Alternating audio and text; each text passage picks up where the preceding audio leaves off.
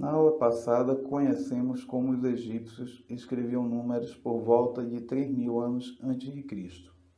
Hoje, iremos ao Oriente Médio, na região do Iraque, onde ficava o antigo reino da Babilônia.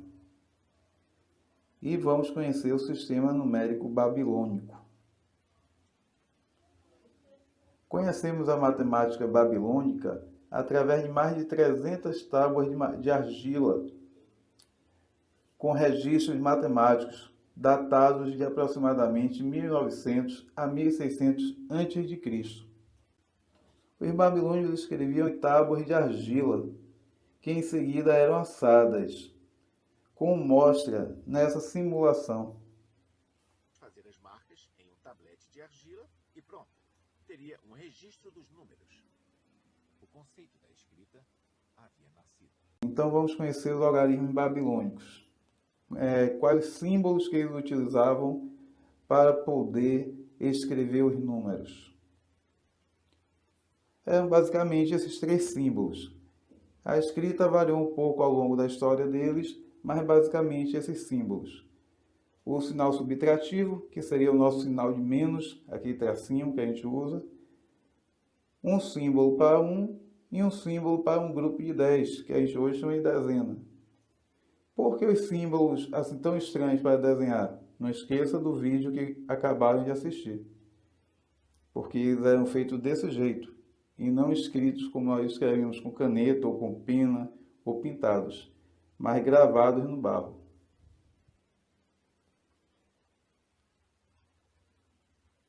Aqui temos um comparativo entre dois números que foram escritos no sistema indo-arábico, que é o nosso, e no sistema babilônico ao lado.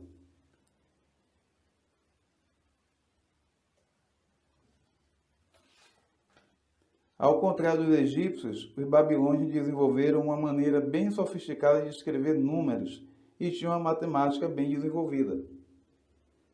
Temos aí uma ilustração essa é uma simulação, uma reconstrução de uma construção babilônica a partir das ruínas que estão lá no local. Vocês podem encontrar essas ilustrações, fotos das ruínas da Babilônia, facilmente na internet. Eu sempre indico ao aluno o canal do pastor Rodrigo, arqueólogo. Acho que o canal é Rodrigo Arqueólogo. É muito bom. Mais uma reconstrução das muralhas da Babilônia, só uma simulação. Lá no local só existem hoje as ruínas. A partir das ruínas, eles reconstruíram isso aí. Bem, saindo do Oriente Médio, da Babilônia à Europa, a capital da Itália e um dos maiores impérios da antiguidade.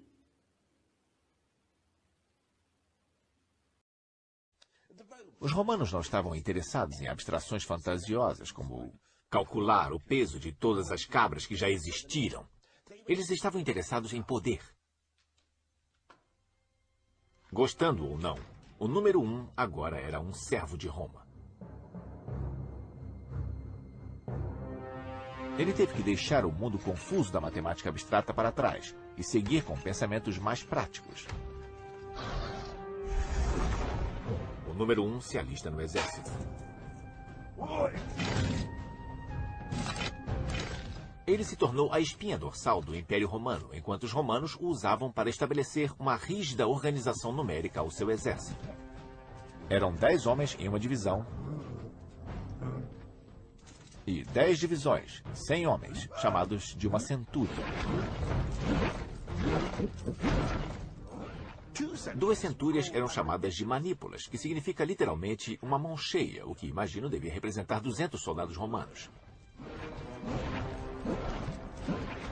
Até castigos eram tratados com princípios numéricos. Se uma legião sofresse uma humilhante derrota, a legião inteira seria dizimada. Palavra do latim para denominar grupo de 10, décimos. Indiferente à culpa individual, um soldado em cada 10 era morto.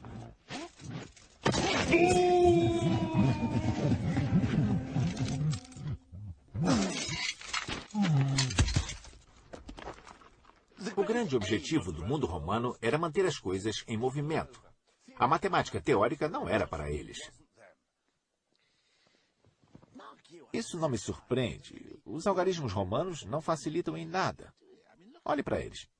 Eles são apenas uma variação dos velhos riscos em ossos, com mais sofisticação quando os números são maiores.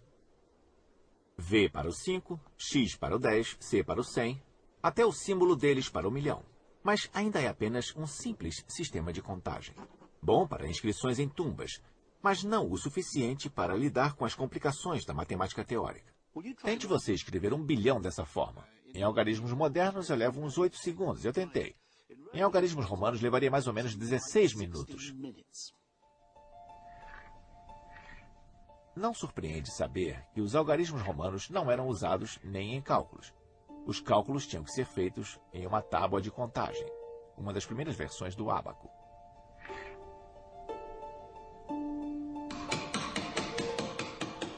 Os algarismos em si eram usados somente para registrar os resultados.